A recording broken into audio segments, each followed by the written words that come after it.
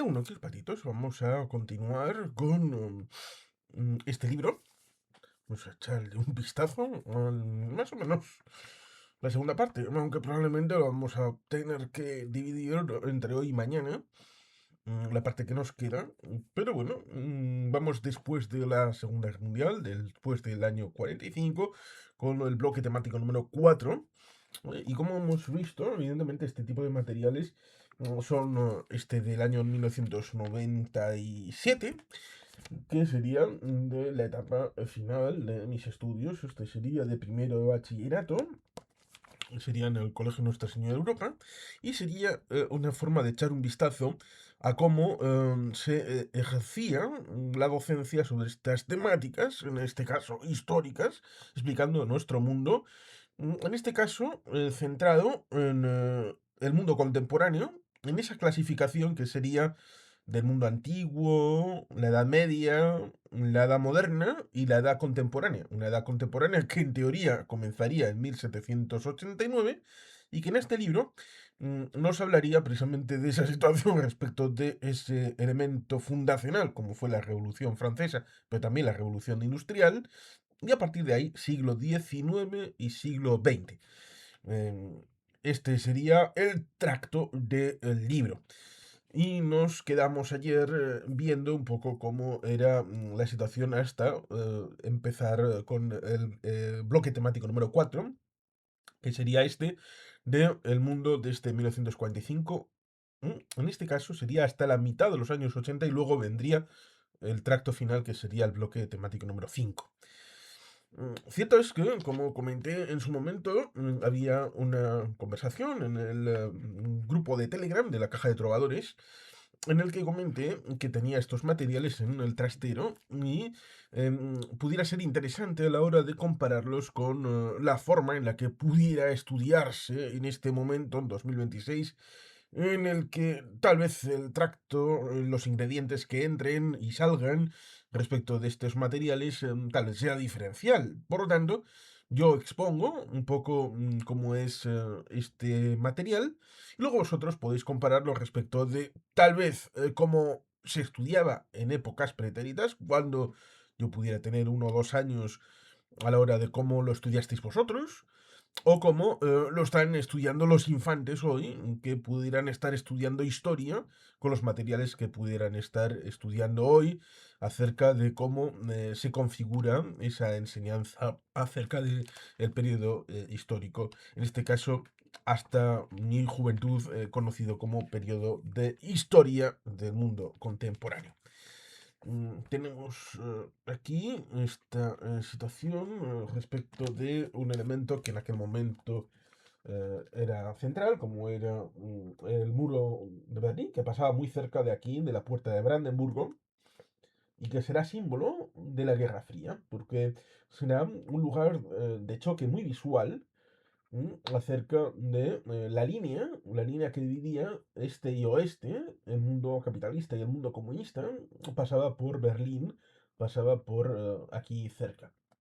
Como se puede ver, la parte de abajo está cerrada, la parte de abajo de la puerta de Brandenburgo, porque la puerta de Brandenburgo quedaba del otro lado y ahí tenemos las banderas rojas que no sé si habéis logrado adivinar porque, claro, aquí podríamos ver esta conceptualización, tal vez si ves esto, como si fuera la pandemia, el año 2020, cuando la gente tuvo que estar encerrada en casa, o un día de ausencia de turismo, pero si nos fijamos en los detalles, vemos esas dos banderas rojas, vemos esa situación de obstáculos debajo de la puerta de Brandenburgo, y evidentemente remite a ese periodo posterior a 1961, que fue cuando se erigió en agosto el muro de protección antifascista, que era el llamado muro de Berlín. Es decir, la Guerra Fría, bueno, es decir, toda esta vicisitud que hubo hasta la caída del propio muro en 1989. Aquí vemos acerca de este periodo el esquema, como es habitual en estos bloques temáticos en este libro, aquí de cómo fue el mundo hasta la mitad de los años 80, es decir, básicamente hasta el advenimiento de Mikhail Sergeyevich Gorbachev, que sería tal vez conceptualizado como el elemento de cambio. Aquí tendríamos una estructura básica, que sería así, de sencilla. Y aquí tendríamos un poquito más acerca de la conceptualización de los contenidos con este... ahí, ahí estaría. El resumen de este periodo, que se incorporaría, por supuesto, el elemento crisis económica de 1973, lo cual resulta curioso porque en 1873 hubo una crisis económica y muy grave. Pero bueno, aquí tendríamos una vista acerca de... eh, esto es un cuadro. mm, mm, Aquí tendríamos los límites cronológicos de 1945 a 1985. Eh, el cuadrito no lo vemos, a ver qué significaba.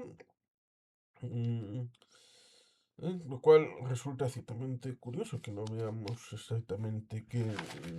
Pero bueno, aquí tendríamos a continuación eh, esto, ¿no? Los procesos políticos fundamentales entre 1945 y 1985. Aquí tenemos... eh, bueno, se supone que es un soldado ruso, pero yo diría que es un BOP, que es un Volkspolizei, ¿eh? Atravesando la alambrada que rodeaba el muro de Berlín en su construcción en agosto del 61. ¿Eh?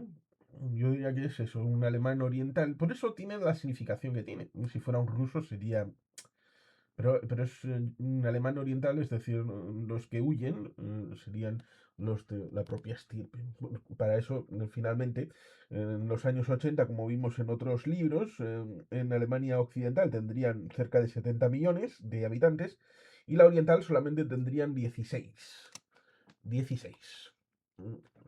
Aquí tendríamos, a ver, esto de la definición de los bloques, organización y evolución. Ahí tendríamos el hecho de lo que cuenta Anne Applebaum en su libro. Yo recomiendo el libro de la destrucción de Europa Oriental, 1944-1956, que está comentado en el canal. ¿Eh? La situación en Europa Occidental, la construcción europea. Ahí tendremos el tema de la descolonización como un elemento que continuaría por aquí. Y un tema luego posterior, claro, en este libro, muy estructuralista, habla de la evolución de las economías en el sistema mundo, como diría Immanuel Wallerstein, en el periodo de 1945-1985. 4 décadas de historia. Libéré Jean-Martin, ¿esto qué era? Côte du Nord, à français, très bien. Eh, a ver, ¿con qué nos encontramos? Claro, sí, después de esto viene la típica cronología de inicio del bloque temático. ¿Qué sería esto? Desde la conferencia de Yalta, luego sería la de la fundación de la ONU y San Francisco, y es que Yalta es antes que Potsdam. Em, Aquí tendríamos esta cronología acerca de los primeros pasos de la Guerra Fría. Luego tendríamos a continuación, a ver,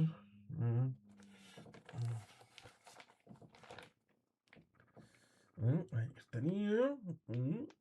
Tendríamos aquí todo esto acerca de los pasos en los años 50, 60. Ahí estaría.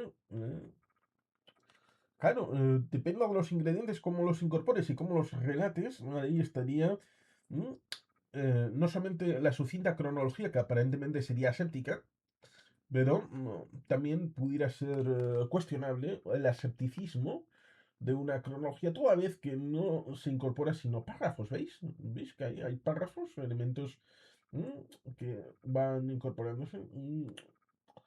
A la hora de ir rellenando, incluso cuando se hace una cronología a veces se tiene esa tentación acerca de incorporar cosas y se va dando contenido, hasta que acabas haciendo un ensayo. Aquí tendríamos lo siguiente, que sería procedimiento. ¿Cómo hacer esto? Recensión bibliográfica. Aquí tendríamos cómo hacer una recensión bibliográfica. Estaría por aquí.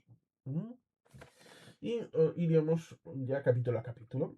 Capítulo 10, la Guerra Fría y la coexistencia pacífica, que sería esto de aquí. Que nos incorporaríamos con otro esquema este ya ligado al capítulo concreto, ¿no? Acerca de... y luego el tema este de la Guerra Fría, acerca de escenarios en Europa, en el sudeste asiático, en Oriente Medio, en el Oblast de Latam. ¿Mm? Ahí tendríamos los rasgos dominantes de este capítulo. Y aquí la estructura del capítulo, exactamente. ¿Mm? Lo cual tiene su interés acerca de poder visualizar un poquito más de lo que suele hacerse acerca de ese inicio formal de la Guerra Fría, en el que normalmente se suele olvidar el tema de la doctrina Truman, la guerra de Grecia, la segunda guerra civil en Grecia, fundamentalmente, más allá del plan Marshall.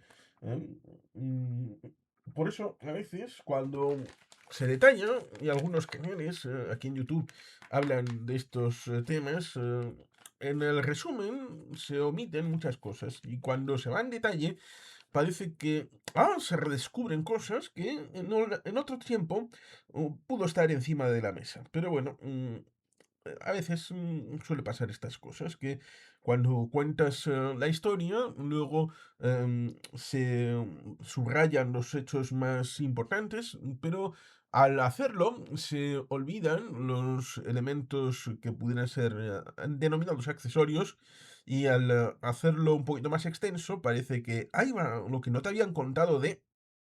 Es un fenómeno bastante humano a la hora de hacer este tipo de cosas. Vamos con la continuación, sería el tema de la organización de la paz, cómo se estructuraría la paz después de la Segunda Guerra Mundial.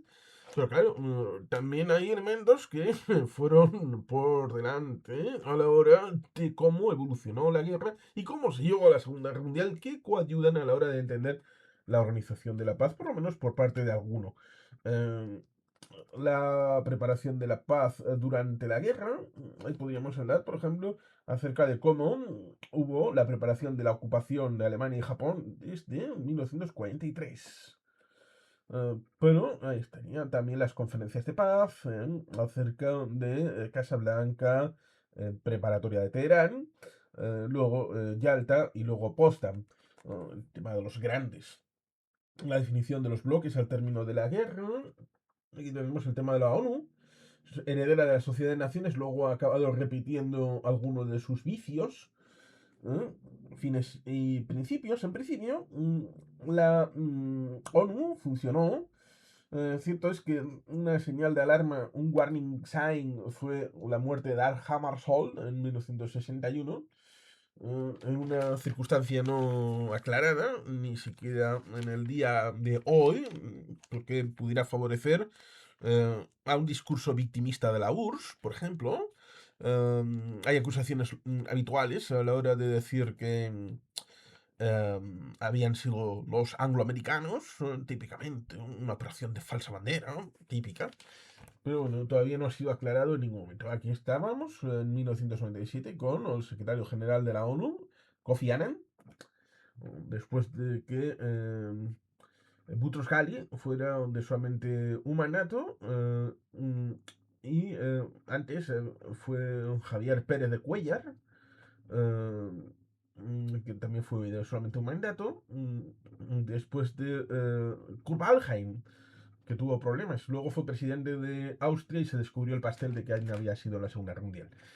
Aquí tenemos estructura y fundamento, el tema de la Asamblea Nacional, Asamblea General, perdón. Estaba pensando en Francia, la Revolución Francesa, el inicio de este libro. Asamblea General que sirve para nada. Eh, el Consejo de Seguridad, que este sí es decisorio, y la Secretaría General. Luego estaría el tema del Tribunal Internacional de Justicia, que bueno, ahí estaría el tema de la Guerra Fría, o el tema de la definición de bloques, El tema de los países aparentemente neutrales, ¿eh? Occidentales pero neutrales. España neutral, bueno, forzada a ser neutral, porque cada casuística es distinta. El tema del verde y el tema del rosa está claro. El tema de los disidentes, por ejemplo, el tema de los naranjas, que sería Albania y Yugoslavia, pues sería un asunto que competiría a las disidencias internas del bloque comunista. Y dentro del ámbito amarillo, pues sería distinto a Suiza, de Austria, de España, de Irlanda, de Suecia y de Finlandia. Cada bloque tendría una casuística distinta acerca de por qué. Porque evidentemente España remite al tema de Franco, Suiza remite a su historia, Austria remite al hecho de que estuvo en ocupación hasta 1955, Irlanda remite a los acuerdos de 1937 con el Reino Unido, y Suecia y Finlandia finalmente acabaron integrándose en la Unión Europea y en la OTAN. Así que felicidades, gracias al trabajador del año, Vladimir Vladimirovich Putin, trabajador en favor de la OTAN. Luego llegaría Trump y sería trabajador en favor de la disgregación de la OTAN. ¿Quién lo iba a decir? Trabajando para el otro bloque. Aquí tendríamos a continuación el otro texto acerca del documento premium, que sería este. Y aquí tenemos Vote for Stevenson, acerca de Adlai Stevenson, que fue candidato frente a Eisenhower en el año 52 y en el año 56. La doctrina Truman, la guerra de Grecia, que fue doble. Hubo una primera guerra civil entre el 44 y 45, después de la salida de los alemanes e italianos. Y hubo una segunda guerra civil en Grecia en los años 47-48. Y que fue fundamental a la hora de la activación de esa doctrina Truman. Cierto es que podríamos hablar de origen de la Guerra Fría en dos documentos. Uno leído, como fue el discurso de Fulton, Missouri, del año 46, y podríamos hablar también respecto del telegrama largo de George Kennan, cuando hubo una ronda de consultas para ver qué demonios se podía hacer o pensar respecto de la URSS. Y desde la embajada estadounidense en Moscú, George Kennan envió el llamado telegrama largo de la doctrina de la contención, lo cual resulta interesante porque en el año 90 un viejito George Kennan fue al Congreso americano para decir, yo que empecé la Guerra Fría, yo la culmino con otro discurso, este ya, no desde Moscú, no con un telegrama, sino físicamente a la hora de decir la Guerra Fría ha terminado. Aquí tendríamos el Plan Marshall, que tiene su interés acerca de cómo se configuró, cuáles fueron los ingredientes, lo cual resulta interesante porque generó una estructura mínima, a pesar de que esa estructura mínima a veces algunos dicen es el origen de la Unión Europea y otros dicen no tiene nada que ver. Bueno, es interesante tenerla en cuenta a la hora de la estructuración de los flujos de capital que eran para comprar asuntos en Estados Unidos y regenerar también la economía pacífica en Estados Unidos. El tema del golpe de Praga y el bloqueo de Berlín, el golpe es el que estáis pensando. No, eso es 20 años después. Mm, Como dice Applebaum en su libro, tenemos esta vicisitud de que los diferentes países tenían una estructura, una infraestructura y luego una superestructura. La superestructura era engañosa y la infraestructura era auténtica porque controlaban la policía secreta, controlaban el Ministerio Interior, determinadas áreas a la hora de controlar el país. Daba la apariencia de ser un país libre, pero no lo era, porque además estaba el Ejército Rojo por allí para controlar las situaciones. Evidentemente, en el año 46 hubo una elección en Checoslovaquia y el elemento victoria fue primero el Partido Comunista, pero con un 38%, es decir, un 62% no eran del Partido Comunista. Con lo cual, eso, a pesar de la primacía y tener la responsabilidad de ejercer parte del gobierno, les parecía poco. Y por lo tanto, antes de la prevista elección, a mediados del 48, hubo un autogolpe a comienzos del año 48 para la toma efectiva del poder. Fue prácticamente el último país en año 46-47. Ya todo el resto de países, como dice Anne Applebaum en su libro La destrucción de Europa Oriental, 1944-1956, ya se había caído del guindo y había incorporado su hacer en el bloque oriental. Y luego tenemos ciertamente ese otro elemento que sería el tema del bloqueo de Berlín del año 48-49, que coadyudará a la separación definitiva en la Alemania Oriental y la Alemania Occidental. La Alemania Occidental nacerá en mayo del año 49 y la Oriental nacerá formalmente en octubre del año 49. Recomiendo para estos asuntos leer Después del Reich de Gilles MacDonough, un libro bien interesante, que lo tengo justamente ahí arriba, a la hora de entender cómo fue esa situación en Alemania después de la finalización de la guerra el 7 de mayo del año 45. Lo que algunos llaman Deutschland Stand Null, Alemania año cero, a la hora de volver a reconstruir todo desde un punto inicial.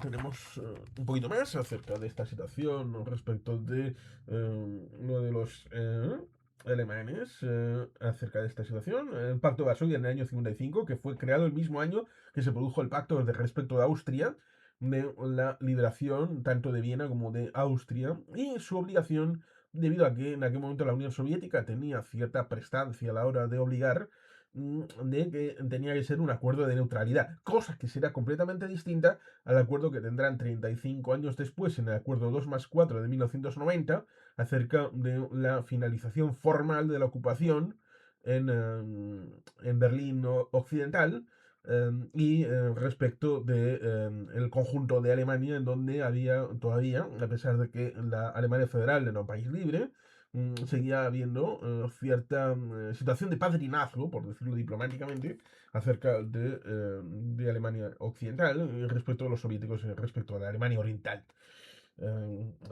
Porque la amenaza siempre fue, por ejemplo, el hecho de ceder los espacios a la Alemania Oriental y que tuviera que ser la Alemania Oriental la que negociara directamente con los occidentales.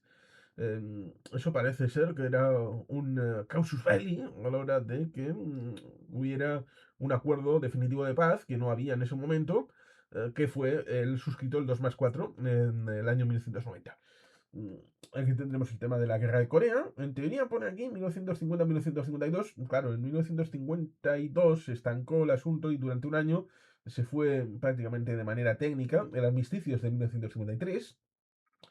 El norte tratando de ocupar el sur, lo cual tiene su interés a la hora de ver cómo el asunto en China del año 49, pero también el asunto previo acerca del bloqueo de Berlín pudo haber supuesto en un juego de tablero grande el hecho de que Stalin recomendara a Kim Il-sung pues tratar de ocupar la Corea del Sur.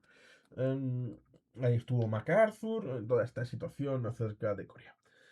Tema de la coexistencia pacífica después de no solamente la finalización de los hechos bélicos, que no finalización de la guerra, el armisticio en Corea, sino también la muerte de Stalin en el año 53, hasta el momento en el que le recomiendan al camarada Nikita Sergeyevich Khrushchev, en el año 64 en verano, ¿por qué no se queda camarada en su dacha? Y ahí entra Leonidas Brezhnev. Lo cual resulta interesante porque estos términos estarían diseñados en el ámbito cronológico respecto de los cambios en el liderazgo político soviético. Lo cual ciertamente resulta curioso. Ahí estaría el camarada Nikita Sergeyevich Khrushchev, que el patronímico sería el mismo que Mikhail Sergeyevich Gorbachev. Resulta curioso. Hablando de primaveras en el ámbito soviético, la primavera de Khrushchev y la primavera de Gorbachev, primaveras en el ámbito político. El tema de la crisis de Suez, tiene un programa bien bonito, ¿no? Carlos Caballero Jurado con Belu Martis, a la hora de decir que lo que está sucediendo en el 56 en el ámbito de Hungría, que es esto de aquí, en el 56, en el ámbito de Suez están los estadounidenses, pero también los soviéticos, diciéndoles a franceses y a británicos, ya no sois potencia y no podéis decir nada unilateralmente. Por tanto, si Estados Unidos dice a pastar, hay que pastar. Pues ahí estaría. Israel sería harina de otro costal. El tema de las grietas del bloque soviético, tendríamos Alemania en el año 53, tendríamos Polonia, ciertamente estaría por ahí, y el tema de Hungría en el año 56. Porque la ocupación, sí, ocupación de espacio, tanto con los Quislings de la época, como también el Ejército Rojo y el padrinazgo de Moscú, no fue bien aceptado por la población. O por lo menos no sin represión. Ahí hubo esta situación que comentábamos acerca de la tensión en 1953. Cierto es que las antenas de la CIA no se enteraron de nada, por eso en un momento dado empezaron a quemar papeles, pero cuando se dieron cuenta de que en Occidente no estaban haciendo nada, nada, nada, y eso, pues en Pankow, el distrito financiero administrativo de Berlín Oriental, donde estaba el polígono de la pequeña Alemania Oriental, pues en un momento dado dejaron de quemar papeles, llamaron al Ejército Rojo y derrotaron la insurrección. Lo cual pues tiene su cosa a la hora de entender el periodo histórico.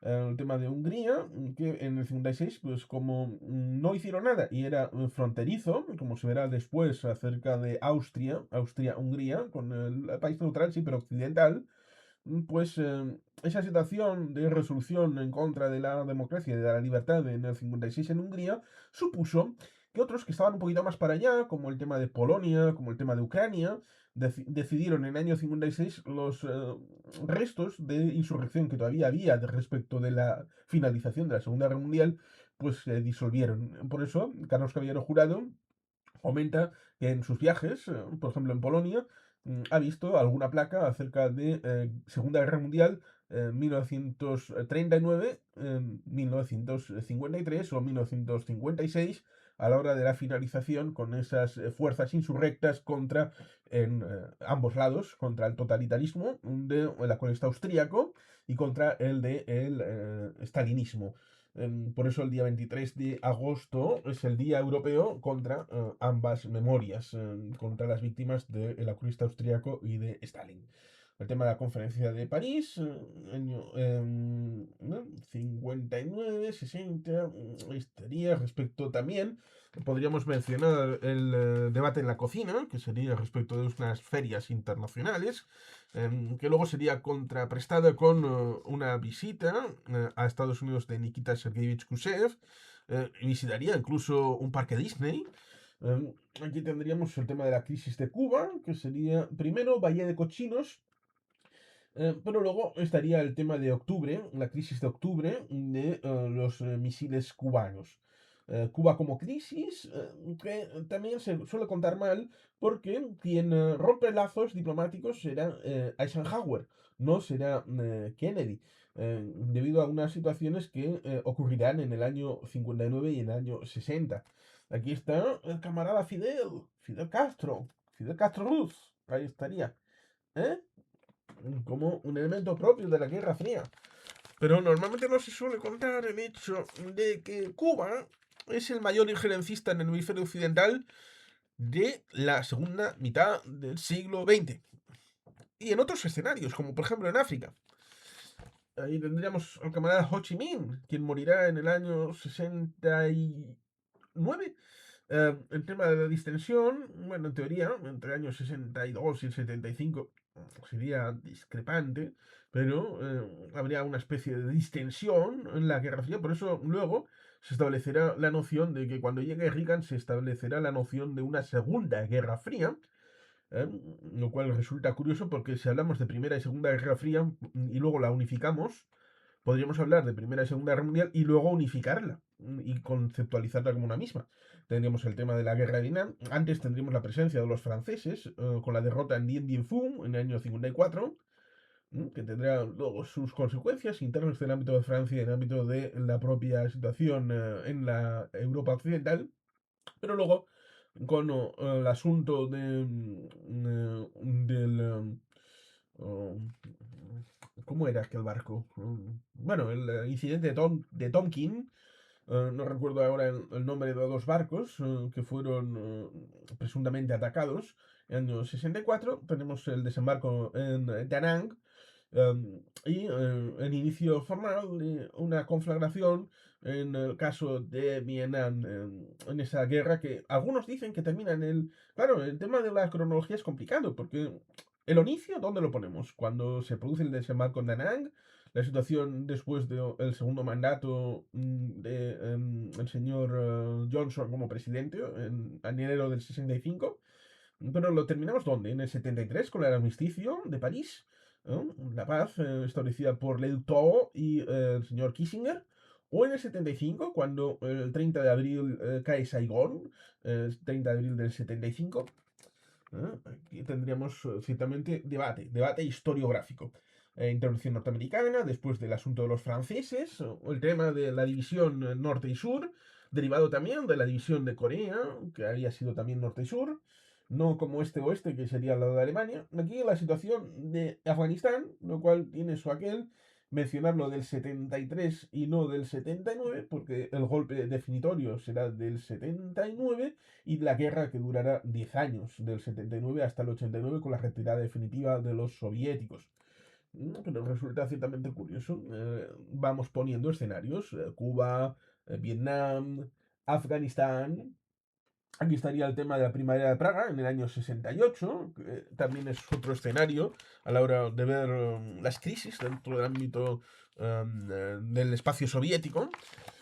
Y aquí tendremos conflictos de Oriente Medio. Aquí tenemos un mapa que sería la guerra del 48-49. No pone el de la partición del año 47, pero claro, luego eso llevaría al tema de la Comisión Peel, la Comisión Goodhead, el libro blanco y muchas otras cosas. Aquí estaría respecto de máxima penetración árabe en mayo del 48. ¿Hasta dónde llegaron? Desde la zona norte del Líbano, ahí estaría el azul, el tema de la ocupación del lago Tiberíades, estaría por ahí abajo respecto del Gaza y respecto de Jordania, la Legión Árabe, con una franja costera ocupada por el futuro Israel, pero luego obtuvo un éxito apabullante, inesperado, que dio la posibilidad al mantenimiento del Estado de Israel. Aquí tendríamos un mapa acerca de la situación en teoría en 1997. em, que, bueno, ahí tendríamos la noción de que sería un territorio bajo autogobierno palestino, lo cual resulta curioso porque estaríamos hablando de que en 2005 fue cuando se retiró unilateralmente, es decir, 8 años después de la publicación de este libro. Tendríamos un tema de las primeras guerras entre árabes e israelíes. Que sería el año 56, el 67, el 73. El tema de la guerra del perdón o guerra del Yom Kippur, que tenemos un programa como Rofen, y el tema de los tratados de Camp David del 79. Aquí tenemos el tema del fin de la Guerra Fría, es decir, hemos transitado por algunos escenarios de la Guerra Fría, pero hay que ir dando carpetazo al fin de la Guerra Fría. ¿Cuándo sería? ¿Cuándo sería el final de la Guerra Fría? ¿Mm? El año 89.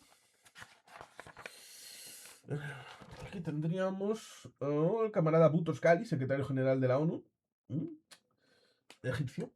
Y tenemos la Carta de Naciones Unidas con el artículo primero, los propósitos, firmada en San Francisco en 26 de junio del 45. Allí estuvo un tal Jesús de Galíndez, delegado del gobierno vasco. Luego fue representante en Nueva York ante la ONU y ante Estados Unidos. Tendríamos respecto de... ahí estaría el asunto de respecto del año 92, 31 de enero del 92. Ahí estaría esto. Aquí tendríamos acerca de evolución del número de estados de la ONU, de 51, que fue en el 45, hasta, en teoría, en 1994 habría 194 estados miembros. Ahí tendremos el tema de la caída del muro de Berlín, ahí con un piolín o un elemento ahí de deconstrucción y de removición. Aquí tendremos eso que decíamos acerca de, bueno, aquí se ve la parte del muro, aquí, y aquí tendríamos esto, acerca de la puerta de Brandenburgo, símbolo de la Guerra Fría, que estaría detrás del muro. Ahí podemos recomendar una película que sería 1, 2, 3, que tuvo que ser rodada fuera, pero digamos que cuando se empezó el rodaje no estaba el muro y cuando se terminó sí, se rodó justamente en ese momento. Eh, Cosas curiosas de la historia del cine. El texto de Fulton, Missouri, acerca de el discurso del telón de acero, acerca de un debate que podríamos hacer. Aquí tendremos el tema de Cuba en cuarentena y el reto a Khrushchev, que será el discurso televisado a la nación el día 22 de octubre del 62, que tendremos ahí el tema de la crisis de Cuba. Tengo un conversatorio íntimo, porque la persona que tenía que estar no estuvo finalmente, acerca de la película de Roger Donaldson, 13 días, y como dura 2 horas, sí, la película y también el conversatorio íntimo, creo que desmenucé no solamente la película, sino también el hecho histórico. Así que recomiendo el que quiera pensar acerca de el momento de la crisis de los misiles cubanos, vaya precisamente a esa película de Roger Donaldson, comentada íntimamente en este canal.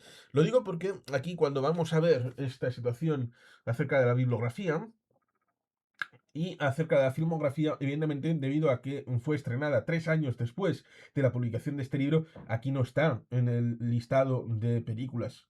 Está Alemania Año Cero, de Roberto Rossellini, está Balada de Berlín, está Teléfono Rojo, Volamos hacia Moscú, Alerta Misiles, de Robert Aldrich, El Cazador, que tiene un conversatorio bien interesante en este canal, y Europa, de Von Trier. Luego tenemos el siguiente capítulo, que sería el 11, Europa Occidental, Estados Unidos y Japón, una visión acerca de cómo había sido precisamente esa situación de la trilateral, llamada así. Hay un organismo para debate entre élites intelectuales de los 3 bloques, es decir, respecto de Europa Occidental, Estados Unidos y Japón, lo cual era del ámbito del bloque occidental. Aquí tendríamos el esquema, que sería acerca de el mundo desarrollado capitalista, ¿no? Cómo sería estructurado. Por supuesto, ahí estaría el asunto de Canadá, pero al estar asociado directamente en el ámbito geográfico a Estados Unidos, no se pone de manera diferenciada.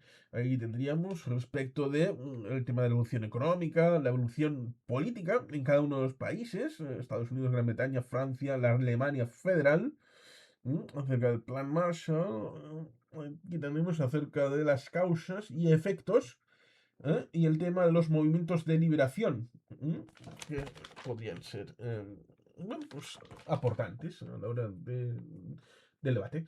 Eh, Rasgos dominantes, que serían estos, y aquí tenemos una estructura de este capítulo, en el que veríamos por aquí esta situación, desarrollo económico, etcétera, etcétera. Aquí tenemos funcionamiento de las democracias, como sería acerca de los diferentes países, que serían fundamentalmente 4: Estados Unidos, Gran Bretaña, Francia, Alemania, en este bloque euro-occidental.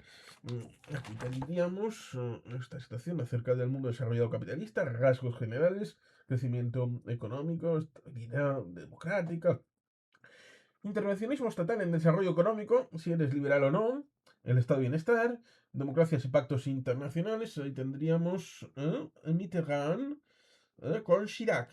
Mitterrand, que será del 81 al 95, y Chirac, que será a partir del 95 hasta el año 2007, que fue, tuvo 2 periodos de coexistencia y convivencia, aunque fue primer ministro en los años 70, luego los años 80, entre el 86 y el año 88, y luego hubo otra posibilidad de ser cohabitante como primer ministro, pero Chirac, que se preparaba para las elecciones presidenciales del año 95, prefirió dejar a Edouard Balladur como primer ministro entre el año 93 y el año 95. Aquí tendríamos respecto de liderazgo estadounidense, que estaría por aquí. Vamos a echar, a ver si se puede ver. Ahí estaría la extensión de las clases medias. Tendríamos ahí el tema de la situación de la etapa del estado de bienestar.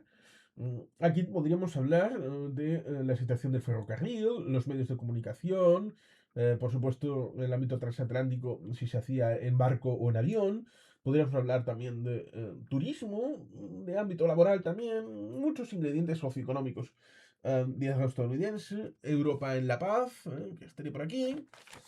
Pero en la paz, también respecto de la derivada militar, más o menos dura, pero también en el ámbito económico, la evolución económica de los países capitalistas, unas características generales. Aquí los instrumentos de identificación capitalista, por ejemplo, el tema de la industria del automóvil como signo de riqueza, años de reconversión y reconstrucción en el 45 al 52, que pudiera estar por ahí, las primeras ayudas de UNRWA, lo cual resulta curioso, que es la UNRRA. Aquí estaría. Resulta pintoresco, que es la UNRRA.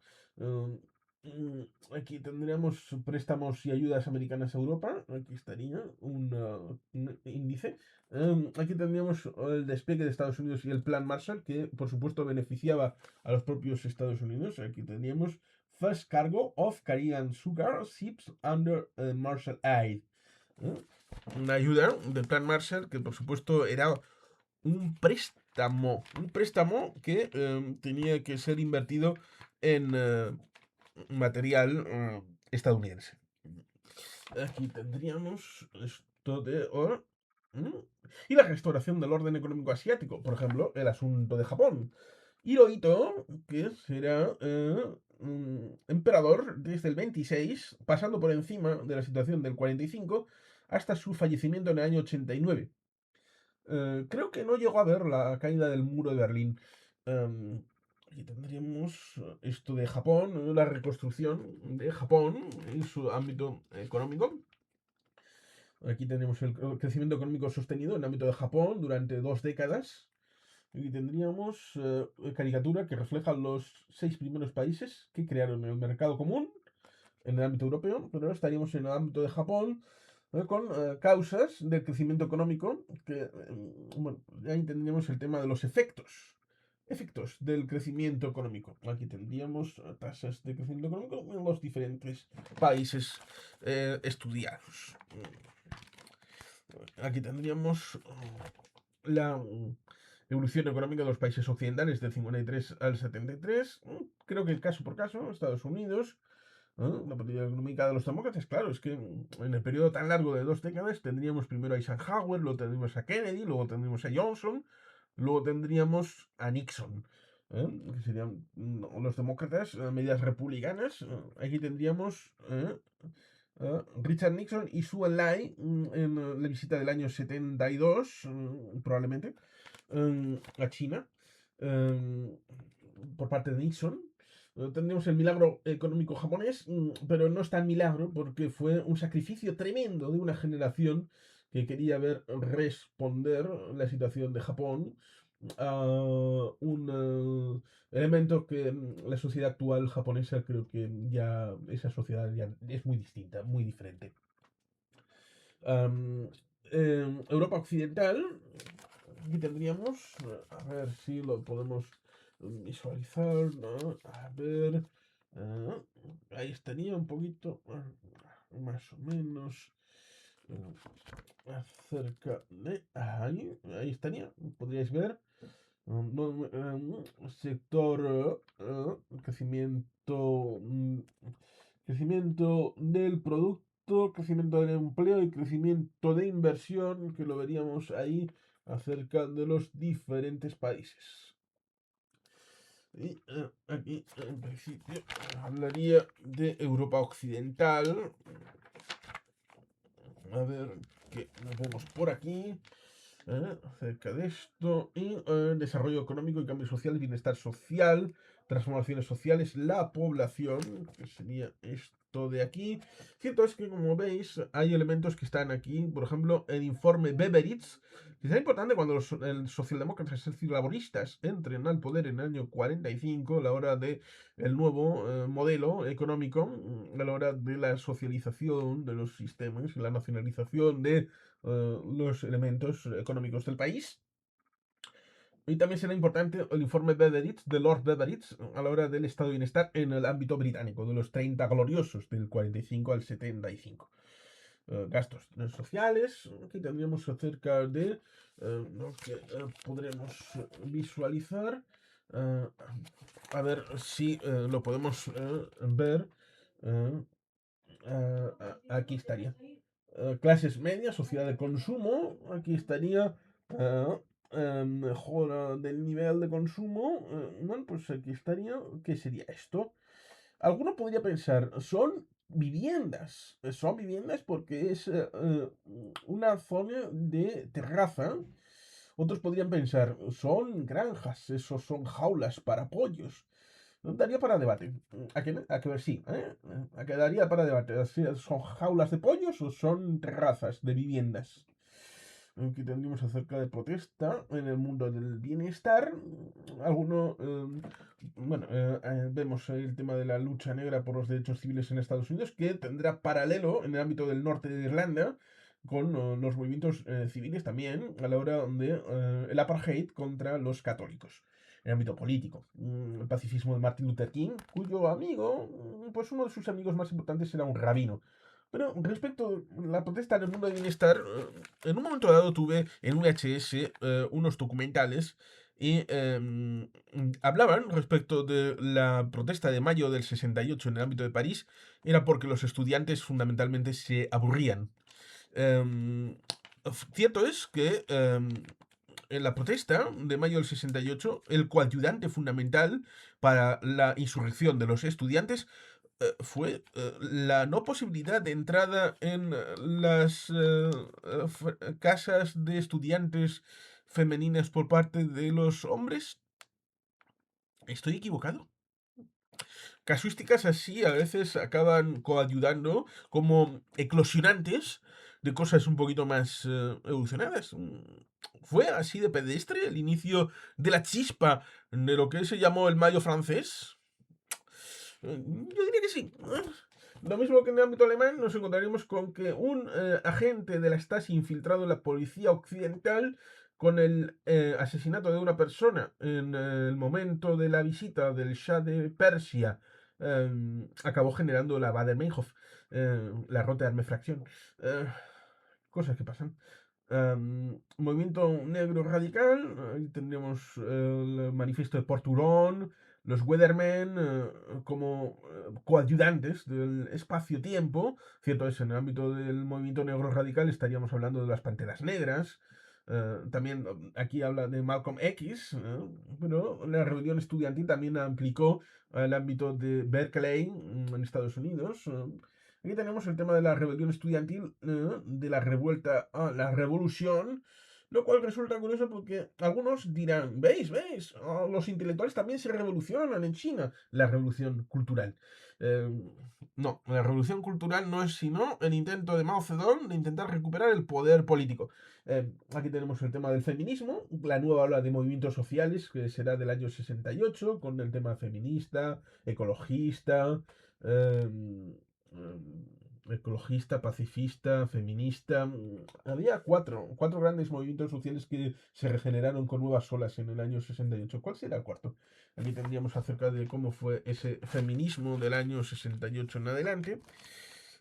Luego iríamos a otras casuísticas, como sería el tema del funcionamiento de las democracias Estados Unidos y el bloque occidental. Aquí tenemos Estados Unidos, aquí tenemos Eisenhower, quien probablemente se hubiera podido presentar también como demócrata, pero los demócratas eligieron a Adlai Stevenson y él compitió por los republicanos. Eisenhower, el tema de los dos mandatos, del 52 al 61, bueno, 52 al 60, entra en vigor en enero del 53 y hasta enero del 61, en el que entra Kennedy. Aquí tendríamos la historia de Kennedy, trágica historia de Kennedy, los 1000 días de Camelot, ¿eh? En el que, bueno, pues, parte de la administración de Kennedy luego fue bastante fructífera, porque eran escritores, intelectuales. ¿eh? Vamos a ver si se puede visualizar esto de aquí. Que, bueno, pues sí, lo tenemos aquí. Aquí estaría el tema este de Demócratas en el Poder, Kennedy, la nueva frontera de los 1000 días, que sea el título de Arthur Schlesinger Jr. Escribió un libro un poquito después. em, Ahí tendríamos el tema de crisis de identidad, Nixon, Ford, Carter. Aquí tenemos la visita a China, solo Nixon podía ir a China. Un mandato de Lyndon Johnson, el tema de la crisis de valores, de finales de los años 60. Lo tendríamos ahí encima de la mesa. El tema del viraje republicano, el tema de la era conservadora con Ronald Reagan y luego su vicepresidente George Bush Senior. Aquí tendríamos Georgie jurando como presidente en el año 89, enero de 89. Europa Occidental, Gran Bretaña con los años conservadores, los saboristas en el poder, Harold Wilson, ¿eh? Lara Thatcher del año 79 en adelante, lo cual resulta curioso, porque el año 79 fue muy relevante, con muchos acontecimientos. Ahí estaría Michel Mitterrand, quien entraría en funciones en el año 81. Y tenemos respecto de Edward Heath, conservador, años 70-74. ¿No? Tendremos a Francia, la situación con Monsieur de Gaulle, ¿eh? Con Pompidou, que será presidente después, durante el siguiente sexenio. Tendremos luego a Valéry Giscard d'Estaing, antes de la llegada, bueno, en el septenio, dije sexenio, septenio, del 74 al 81, será Valéry Giscard d'Estaing. Porque Pompidou estuvo entre el 69 y el 74, es decir, este estuvo solo 5 años, ¿eh? Cumpliendo el mandato de Gaulle. Eh, Tendremos luego a Mitterrand, el tema de Francia, la Francia golista, que estaba ya en la Quinta República, acerca del asunto de la OTAN, la situación en Indochina, la situación en Argelia, todo imbricado respecto del advenimiento de la Cuarta a la Quinta República, todo bien interesante. El tema de la era Mitterrand, del 81 en adelante, hasta el año 95. El tema de Alemania es distinto porque, claro, ahí estaría el asunto acerca de Konrad Adenauer, el asunto de Willy Brandt, un asunto de ser Alemania occidental, pero también habría que estudiar el periodo de la Alemania oriental, pero eso sería del otro bloque, acerca de la situación, los 20 años de poder democristiano, luego el advenimiento de la socialdemocracia, que se había convertido respecto de el Congreso de Bad Godesberg, que había renunciado al marxismo. El tema de la apertura, la Ostpolitik, Willy Brandt, que estaría por aquí, que luego fue presidente de la Internacional Socialista. El asunto de Helmut Schmidt, antes de la llegada de Helmut Kohl, al 82. Los democristianos, ahí en el año 82. El tema de Japón, el triunfo de la modernidad, ahí que tendríamos el puerto de Kobe, acerca de esta situación del país del sol naciente, reconvertido de un país destruido por completo en el año 45 a ser una potencia que será la que inaugurará los Juegos Olímpicos de Tokio con el Shinkansen o las nuevas tecnologías, algo muy interesante. Aquí tenemos el tema de la finalización de este capítulo con acontecimientos en forma de actividades. Actividades, por ejemplo, índices de producción industrial, aquí tendríamos eso, el welfare state, el estado de bienestar, con un texto para debatir, el de yo no soy norteamericano, de Malcolm X, que luego se terminó por cambiar antes de que fuera asesinado, razón por la que fue asesinado tal vez. El tema de Olimpia Negra, aquí con los en México 68, dicen que este blanquito también estaba en el combo y también fue represaliado. Aquí tendríamos acerca de declaraciones de Tommy Smith y de John Carlos, acerca de esa foto. Estados Unidos y un nuevo estilo político, la nueva frontera de Kennedy. Aquí tenemos acerca de ante el muro de Berlín, el fragmento del discurso en su visita a Alemania de John Fitzgerald Kennedy.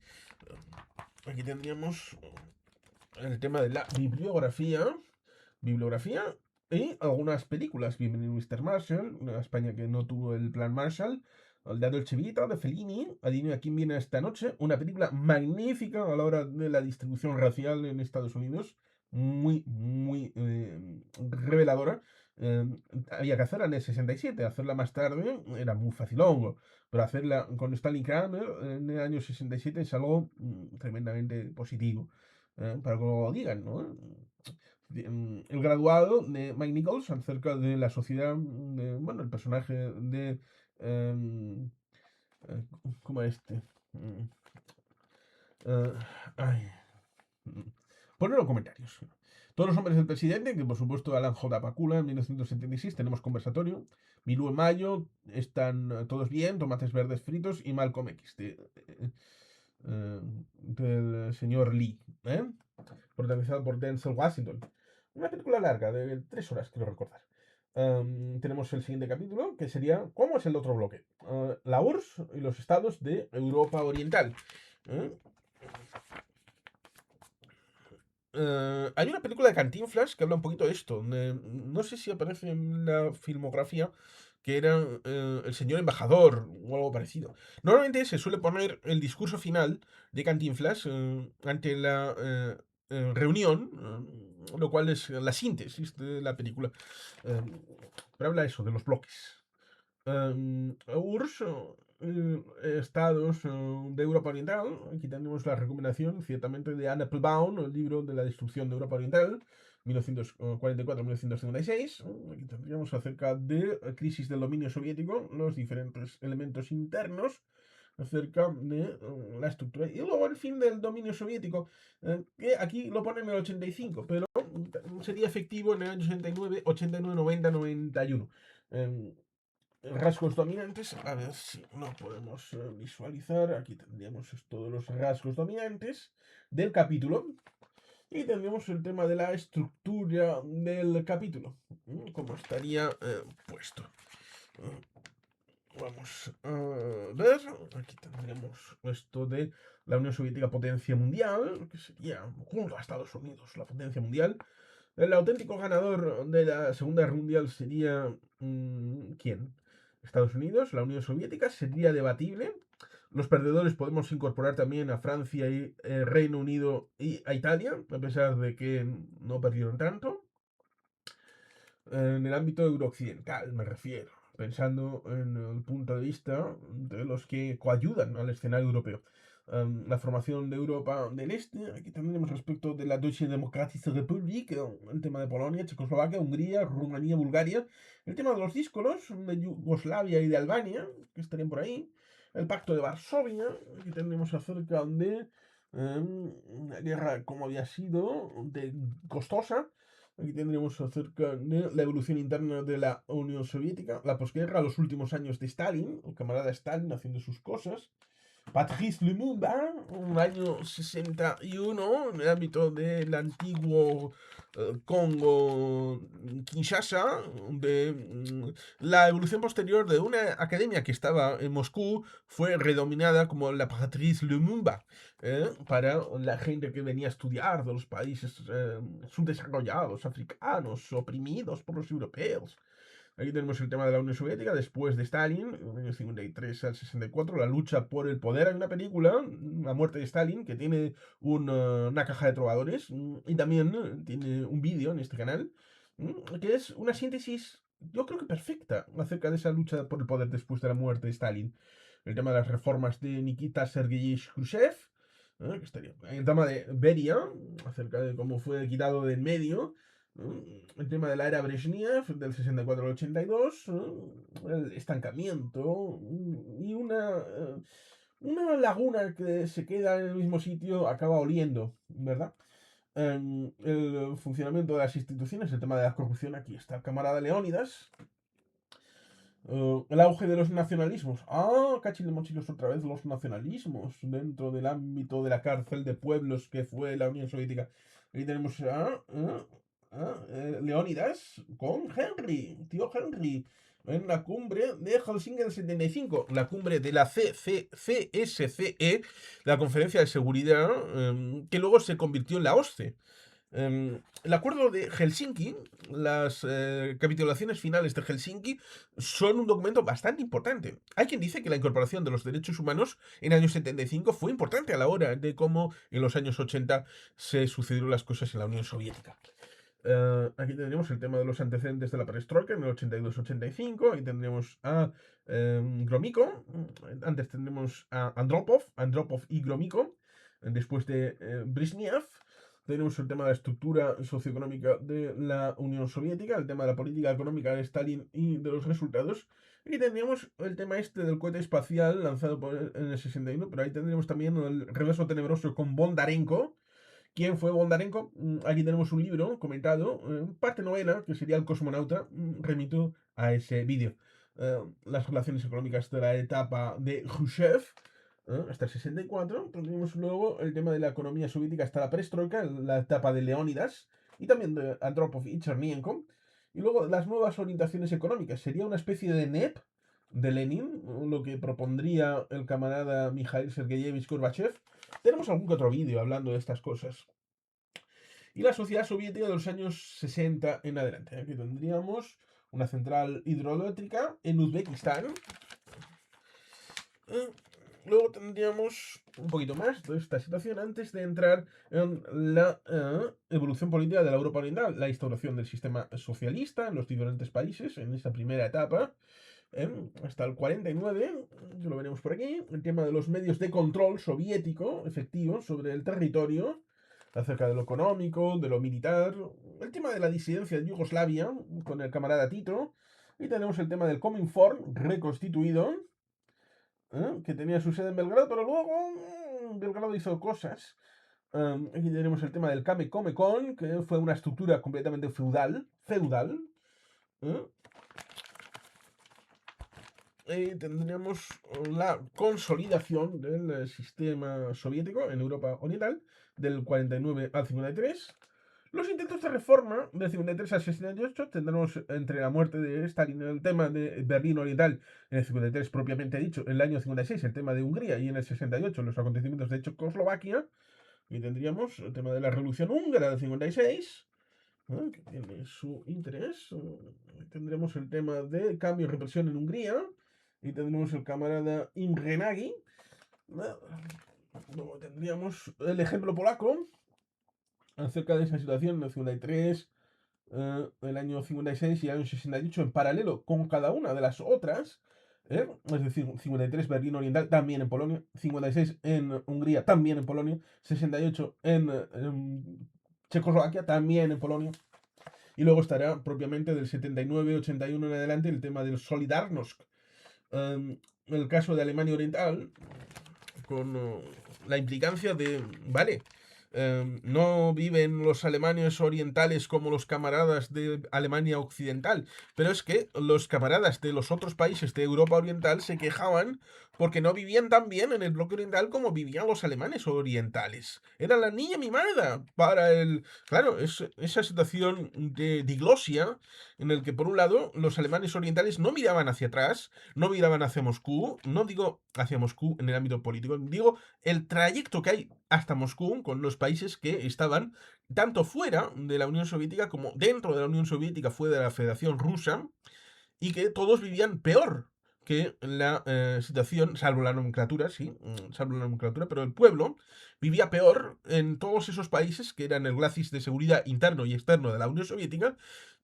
Pero los alemanes orientales no miraban hacia ahí, miraban hacia el otro lado y veían la opulencia de la Alemania occidental, de la opulencia que vivían en Francia, en Italia, en el Reino Unido, ¿eh?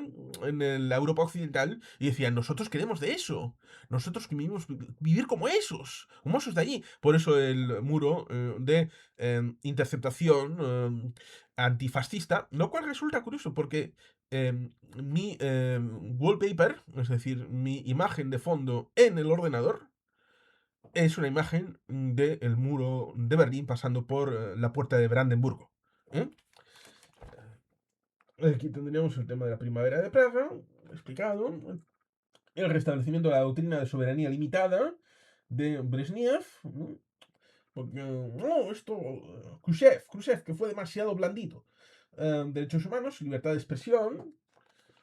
La tiranía soviética actuando por todo lo alto, el tema económico de la política armamentística, claro, ahí estaría la carrera armamentística, la tecnológica, la carrera espacial, que también era carrera armamentística, el protocolo de Gans, consolidarnos, aquí estaría Lech Walesa, quien sería presidente después de 1990. Tendremos el tema de la huelga de los astilleros de Danzig. Danzig, en alemán, en Dansk, en polaco. La ciudad libre de Danzig será problemática en la época de entreguerras. El corredor polaco, la historia pasa por determinadas zonas geográficas siempre. Evolución socioeconómica de las democracias populares, planificación e industrialización, digamos, un poquito todo esto. El tema de ir paso por paso con la agricultura, ¿eh? El tema de las repercusiones sociales, claro, el tema de la socialización de los medios de producción. La agricultura fue muy importante. Nunca, jamás se llegó a establecer una finalización satisfactoria de los planes quinquenales en ámbito agrícola en la Unión Soviética, ni tampoco en los países asociados. Y tenemos eso de la agricultura en el mundo socialista. Esto lo explica bastante bien en un vídeo, que sería el libro canónico acerca del libro negro del comunismo, Fernando Díaz Villanueva. Creo que, no sé si era en la Universidad Marroquín o en el Instituto Juan de Mariana, no sé en cuál de las dos. Hay un vídeo de cerca de 2 horas hablando de estas situaciones que se repetían en todos y cada uno de los países del bloque oriental, estuvieran dentro o fuera del marco europeo. Aquí tenemos la continuación de esta situación, aquí tendríamos un poquito más de esto, de las explicaciones, lo cual, a ver si lo podemos ver, porque a veces hace esto, de que el desenfoque a la hora de ir de un lado a otro. Ahí estaría. Y aquí nos encontraríamos. Claro, es que lo tenemos aquí arriba. Y al pasar, lo cual resulta sorprendente. Sorprendente. A ver si con esto. ¿eh? Ahí estaría. La idea del nuevo hombre socialista. Lo cual remitiría también al nuevo hombre de Nietzsche, que estaría ligado al alcoholista austríaco, lo cual resultaría sorprendente lograr el nuevo hombre socialista, porque cuando al padre espiritual no, me equivoqué de patronímico, Mikhail Sergeyevich, no Nikita Sergeyevich. Cuando Mikhail Sergeyevich, que le cogerán en el año 84 para ser ministro de Agricultura, y este pasará por Canadá y estará con una persona, esto lo tenemos en otro vídeo. Digamos que esa persona dará el día 25-26 de diciembre del año 91 una entrevista a la ABC, ABC de Estados Unidos, en el que hablará de que es el ser humano el que hizo fracasar el comunismo, lo cual resulta sorprendente eh, a la hora de hacer autocrítica. China comunista estaría respecto de la etapa de la nueva democracia, entre comillas, claro, porque habían ganado la guerra civil contra el Kuomintang, el control del político del poder. Esto, vuelvo a decir, Fernando Díaz Villanueva tiene una explicación sobre la China comunista bien interesante, lo podéis encontrar en YouTube. Eh, Ahí tendríamos Mao Zedong, aquí tendríamos acerca del intento de reconstrucción económica, de la muerte de Stalin, la ruptura con la Unión Soviética. Llegaron en los años 60 a estar a tiro de guerra abierta. Durante un mes estuvieron pegándose pepinazos por una isla. Eh, Aquí tenemos el tema de la revolución cultural y la muerte de Mao. Ahí tenemos Deng Xiaoping, ¿eh? Quien fallecería un poquito antes de la recuperación tanto de Macao como de Hong Kong al final del maoísmo, la liberación económica, y tendrían un problema con Tiananmen en el año 89. Reforma generacional y mantenimiento del socialismo. Ahí estaría la propuesta de Tiananmen. Primero propuesta, luego protesta y luego represión. Digo propuesta porque a la muerte de una persona que fue muy significada a la hora de la apertura, los estudiantes acabaron protestando, la situación derivó, bueno, había una propuesta que luego derivó en protesta y después derivó en insurrección. Em, el ejército se rompió. Hay un amigo que me comentó que para esta represión trajeron agentes de otros lados con otro idioma de la parte central y oriental, no, de la parte central y occidental, para atacar a unos estudiantes con los que no se podían comunicar y podía haber esa represión porque la situación de bajas en la represión puede derivar respecto de la empatía, empatía entre el represor y el protestante. Y si estos son de entornos muy distintos, cosa que parece que esa lectura los represores del aparato comunista chino en el año 89 lo entendieron muy bien a la hora de nosotros queremos esto y vamos a utilizar estos instrumentos en los que el represor va a continuar a full reprimiendo y no se va a parar en mientes porque no solamente no entiende conceptualmente, sino tampoco idiomáticamente la relación con los reprimidos. No hay posibilidad de tener ese asunto. Lo cual resulta ciertamente interesante como reflexión.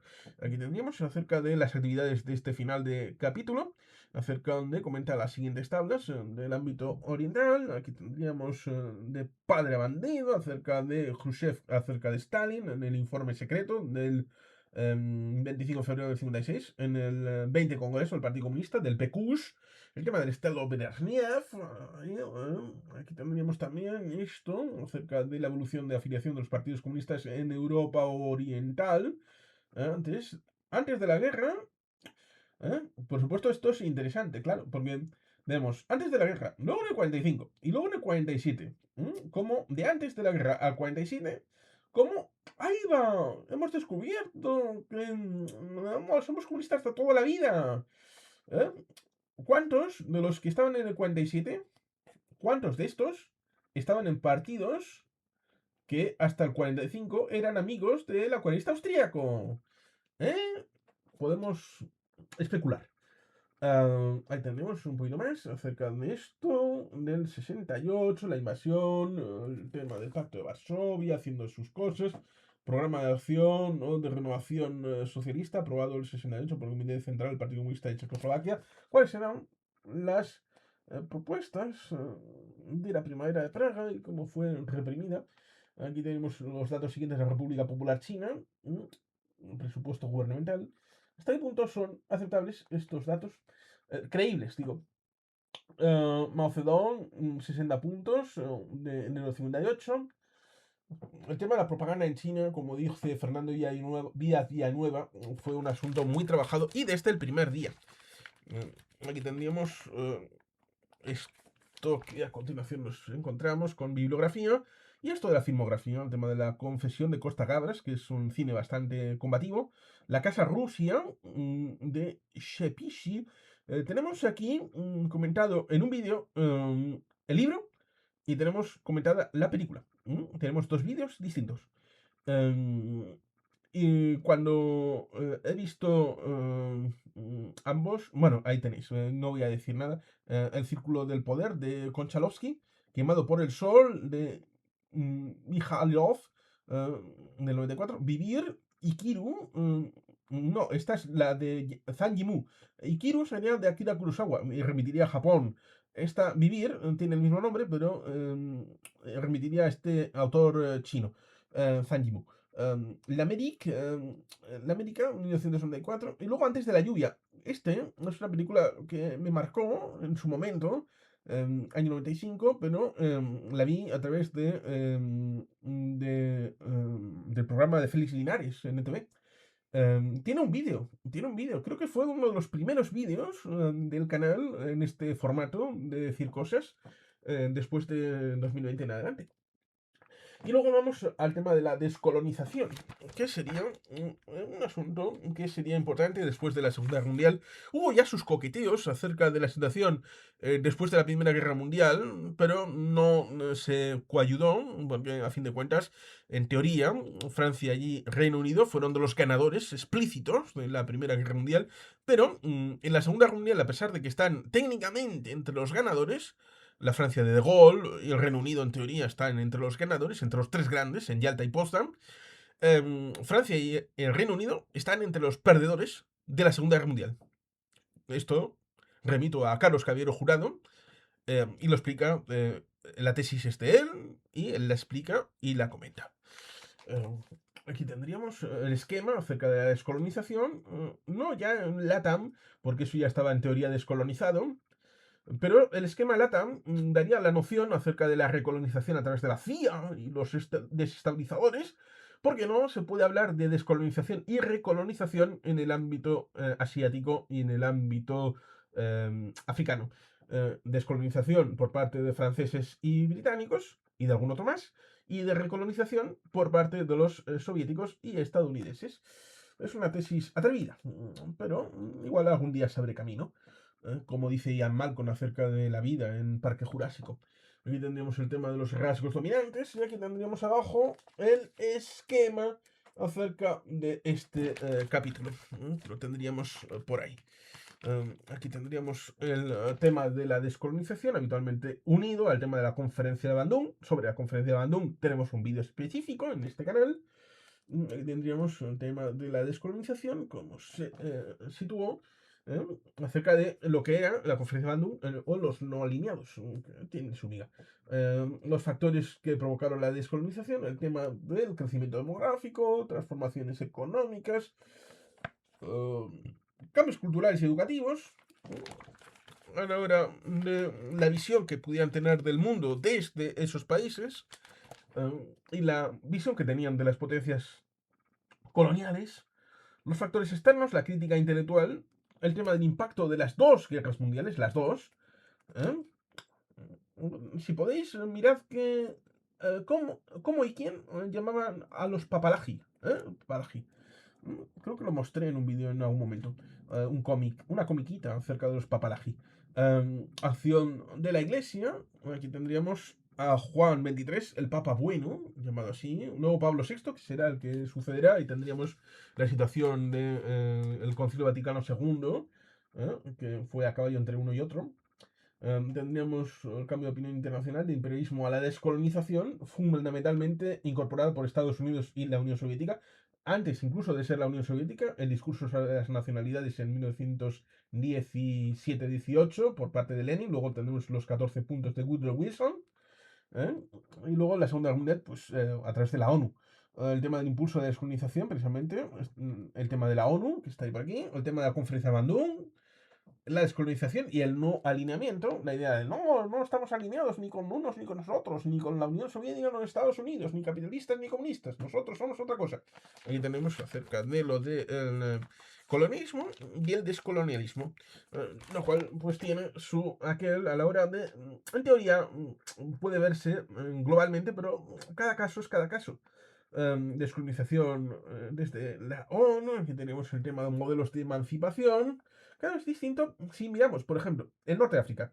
Es muy distinto el modelo que sigue Marruecos en el año 56, del que sigue Túnez, del que sigue Argelia en la guerra intestina, debido a también la conceptualización que pudieran tener los franceses, hasta la finalización en el acuerdo de Vian del año 62.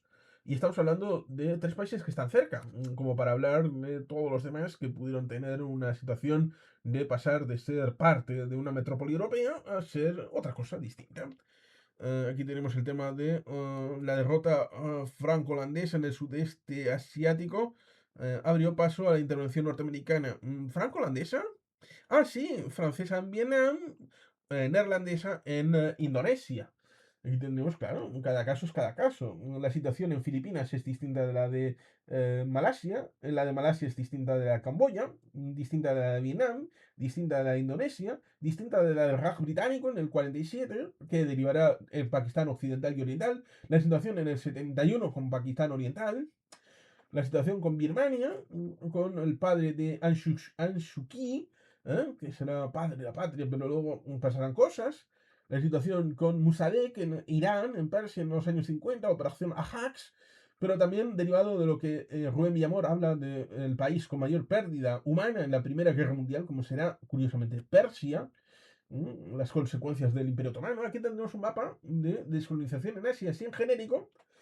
Y claro, aquí tenemos características generales ya, claro, pero es que cada caso es cada caso. Aquí, como explica características generales holísticas de la descolonización en Asia, así en general.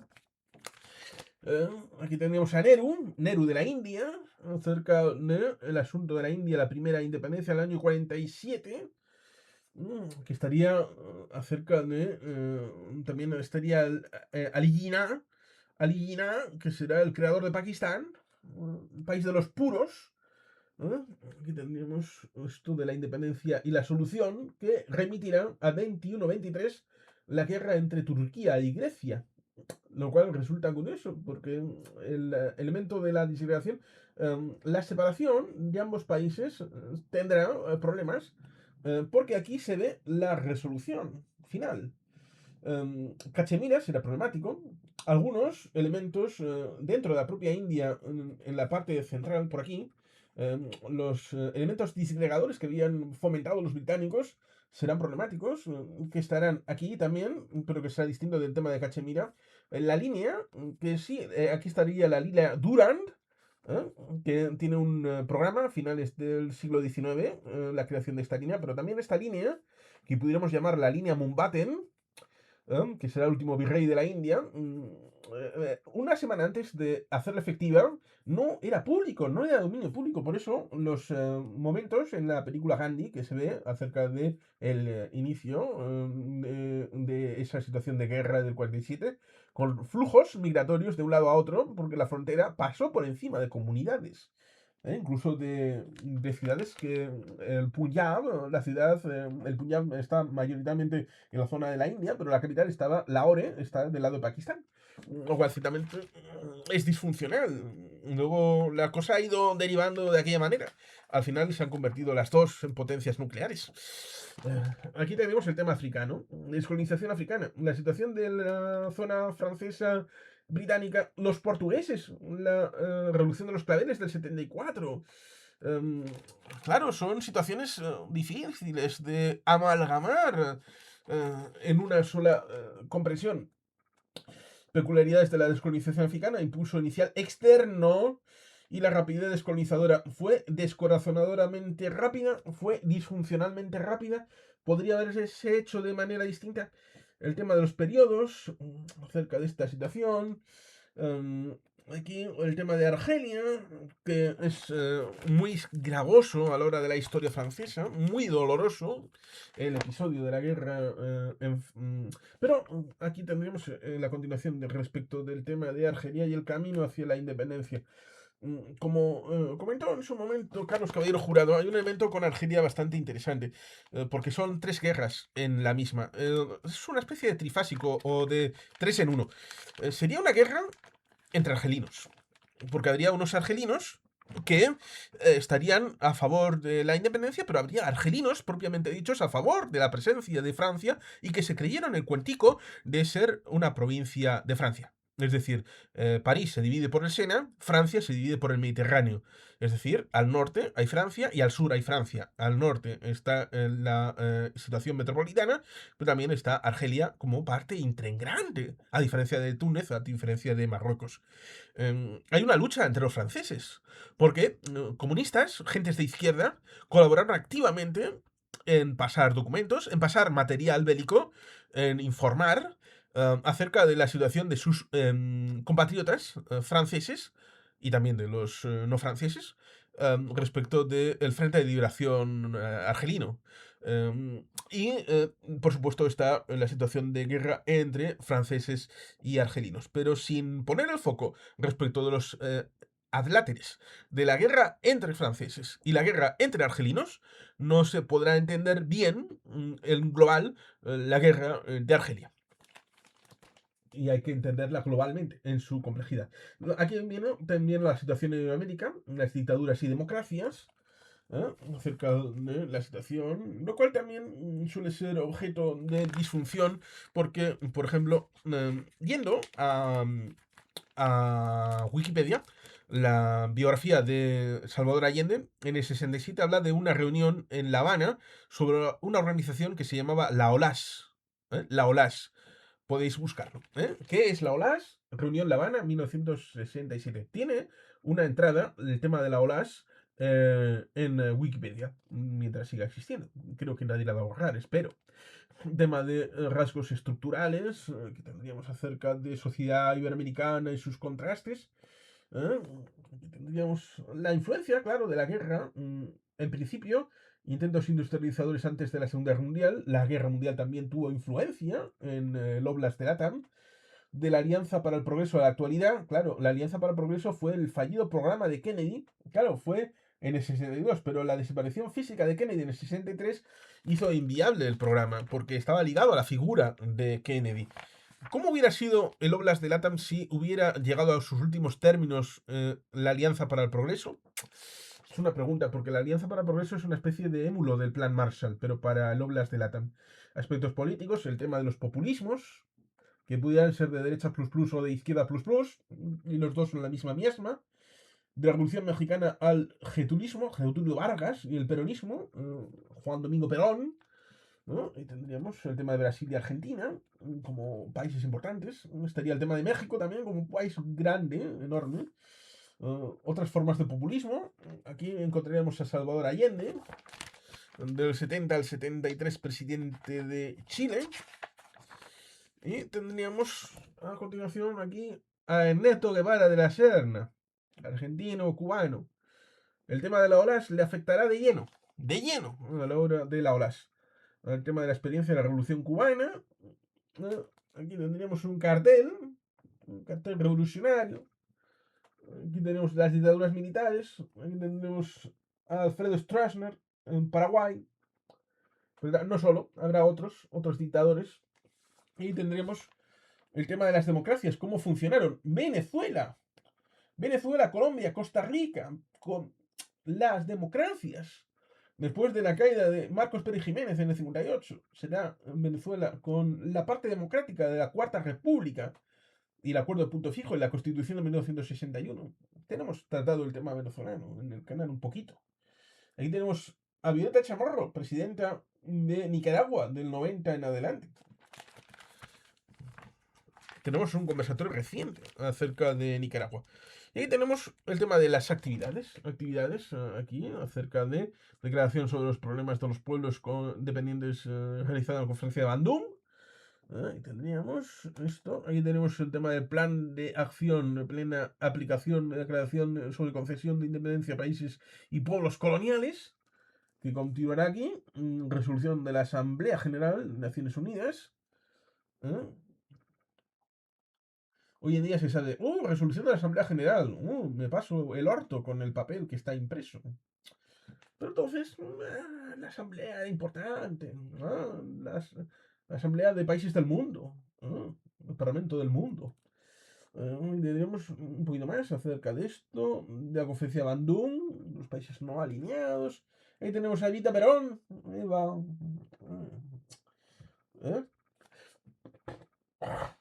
Ahí tenemos Juan Domingo Perón, 10 de agosto del 44. Evita aparece en mi novela, La Laguna del Amor, que podéis encontrar en Amazon. Y tendríamos esta finalización acerca de fragmentos de la carta dirigida por el Che Guevara a Fidel Castro como despedida. Esto es el asunto respecto de 1967 en Bolivia y la muerte del Che. El Che. Un psicópata homófobo, misógino. Un psicópata. Ese era el Che.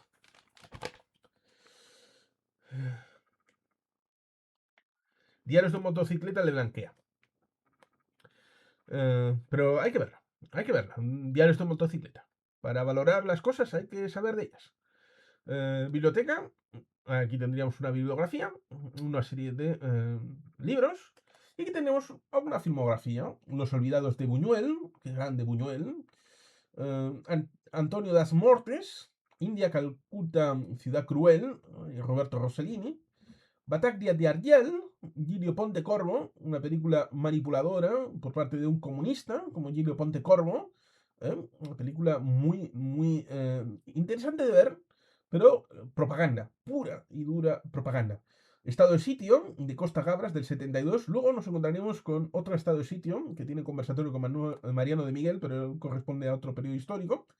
Tenemos Gandhi de Richard Attenborough.